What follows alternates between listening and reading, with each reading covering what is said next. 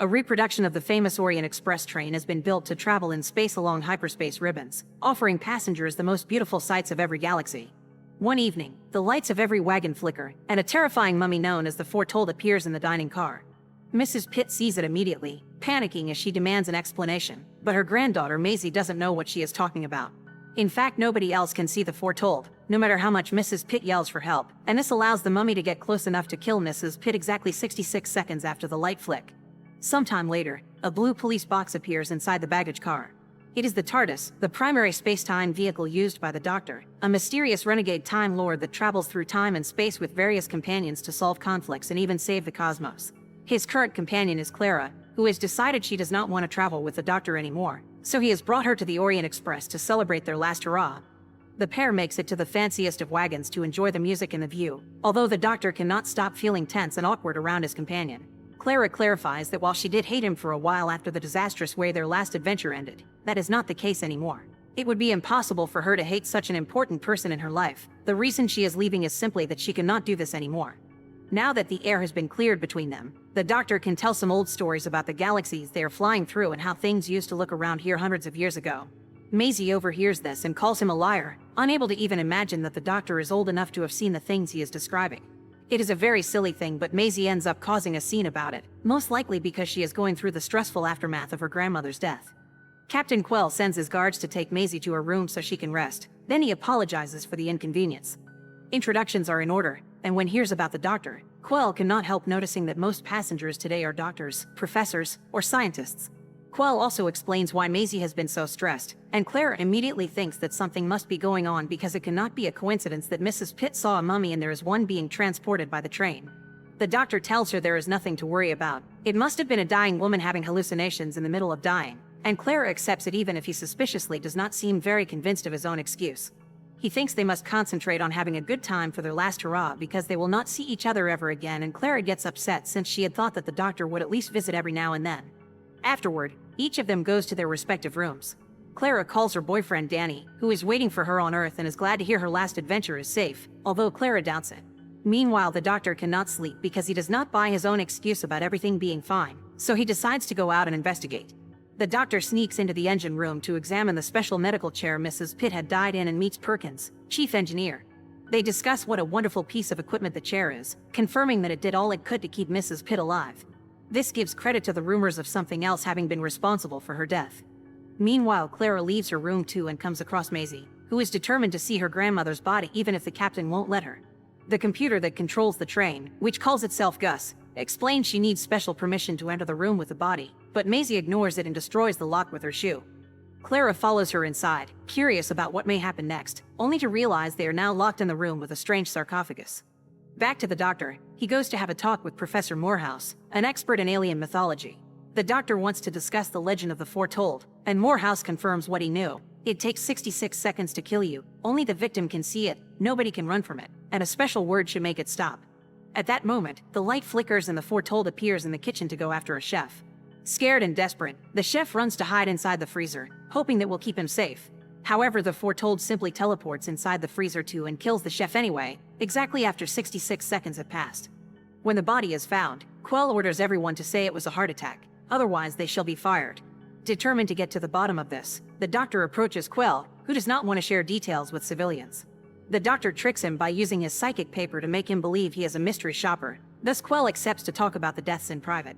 He explains he dealt with accidental deaths following the usual procedure, but the Doctor will not accept any excuses and accuses Quell of being lazy because he only wanted a comfortable desk job after getting tired of his career as a war soldier.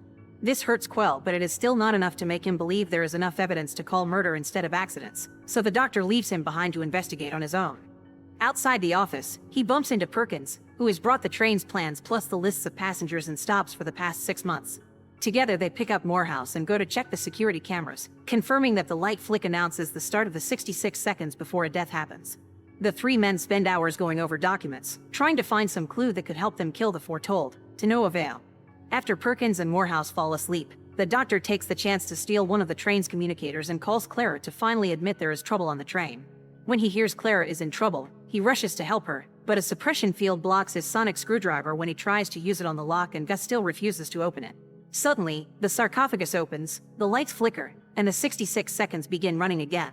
Clara and Maisie are worried for a moment, but it turns out the sarcophagus only has bubble wrap inside and it opened just because of the use of the sonic screwdriver. The doctor is still desperate to open the door, but he is interrupted by Quell and his guards, who have discovered the doctor lied about being a mystery shopper and arrest him. In the main wagon, the Foretold approaches a guard that pointlessly keeps shooting at it. After the mummy kills the guard and disappears again, Quell arrives and, seeing one more body, finally accepts something fishy is going on. The doctor is freed and explains to everyone the rules behind the Foretold. By looking at their faces, he finally realizes that having all these professionals here cannot be a coincidence. Someone of immense power and influence has orchestrated the whole trip to gather a team that could analyze the mummy.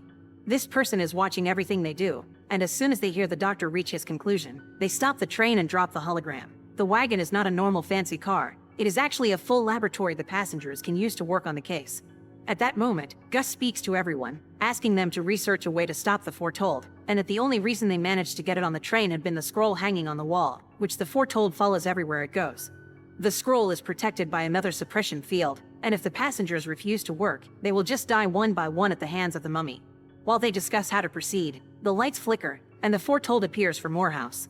Showing no sympathy for the poor professor, the doctor asks him to describe what he sees to help them with the investigation. This way his death will count for something. Morehouse describes the mummy as best as he can, but he is in a panicking state, therefore not in the right mind for scientific conclusions. Bargaining with the mummy does not work as the stories say, and the Foretold kills Morehouse when the 66 seconds end. Moments later, Clara calls the doctor to offer some interesting news.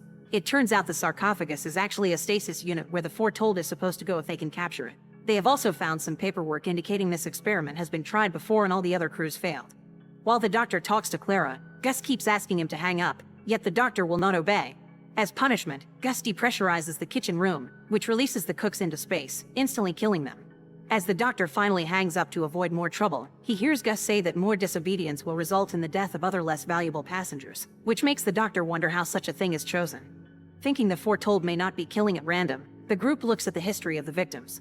Mrs. Pitt had been very old, therefore the most fragile person on board. The chef had a rare blood condition, the guard had synthetic lungs, and Morehouse suffered from panic attacks. This means Foretold picks off the weakest first.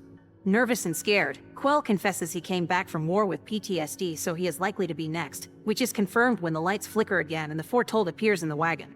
Not caring about comforting a man about to die, the doctor asks for as many details as possible, even trying to get in the Foretold's path. The mummy does not care, though it just walks through the doctor, and when Quell tries to move away, the Foretold simply teleports and kills the captain when the 66 seconds run out. People around the body try to grieve, but the doctor is obsessed with solving the case. 66 seconds is too exact to be organic. That detail plus the ability to teleport indicate the Foretold must be some kind of tech. Perkins calls him cold and arrogant, but the doctor keeps brainstorming, coming to the conclusion that Foretold has been around since ancient times because its tech drains the energy from the living, which he confirms with a quick scan of the captain's body. The 66 seconds is the time the tech needs to enter the feeding phase. Taking into account all these details, Perkins thinks the next victim is obvious. Maisie is going through psychological trauma after her grandmother's death. Gus agrees and allows the doctor to call Clara, asking her to bring Maisie over in order to study her incoming death. This is incredibly cold of him, but Clara sees they have no choice and lies to Maisie, telling her she must go to the wagon so they can protect her. Because now they are necessary for the experiment, Gus opens the lock and allows the girls to leave. On their way to the wagon, Clara sees the TARDIS and notices there is a force field around it. At the lab, Clara confronts the doctor about the force field, and he confesses Gus is keeping them from leaving because it brought them here on purpose. The doctor has always known this train equaled trouble and was not just a relaxing break. Gus had contacted the TARDIS multiple times to ask for his help. Clara is furious because she was lied to again, and now she has become a liar too. She considers telling Maisie the truth, but she is interrupted by the lights flickering again. The Foretold appears for Maisie, but the doctor jumps in between, using his scanner to absorb her grief and trauma and implant them in his own mind. Now the Foretold thinks he is the weakest person and the doctor can see the mummy instead of Maisie, which makes him very excited. He comes closer to the Foretold on purpose, knowing he will not die until the 66 seconds pass, and notices some writing under the bandages that matches the scroll on the wall. If the Foretold is willing to kill for the scroll, it must be something so important that people will die for it. The doctor comes to the conclusion the scroll is actually a flag and the mummy is a wounded soldier that they used for experiments. The tech inside its body will not let the war end in its mind. Thus the doctor yells, "We surrender to finish that war." The trick works, and now everyone can see the Foretold saluting before finally disintegrating into dust. The case has been solved, but now they are not needed anymore. Gus is ready to kill them all. Determined to save them, The Doctor grabs the tech from the mummy and fiddles with it to activate it right before the train explodes. Moments later, Clara wakes up at a beach with the Doctor and the TARDIS nearby. The Doctor explains he used the mummy's tech to teleport everyone to the nearest civilized planet. He also tried to hack into Gus, but security measures did not allow him to track the creator of this experiment. Clara finally understands the Doctor had always intended to save everyone, and he lied to her and Maisie while pretending to be heartless to avoid Gus seeing through his plan. Afterward, the Doctor shows Perkins around the TARDIS, offering him to be the next companion. But Perkins turns the offer down because he does not like the moral issues this kind of adventure comes with. After Perkins is gone, Clara gets a call from Danny, asking if she'll be home soon. Clara says she will be, but after hanging up, she lies to the Doctor and tells him Danny is okay with her traveling some more time, and so is she. The Doctor is delighted by this news, and together, they activate the TARDIS to go on their next adventure. Make sure to subscribe and turn on notifications so you can watch more videos like this. Thanks for watching.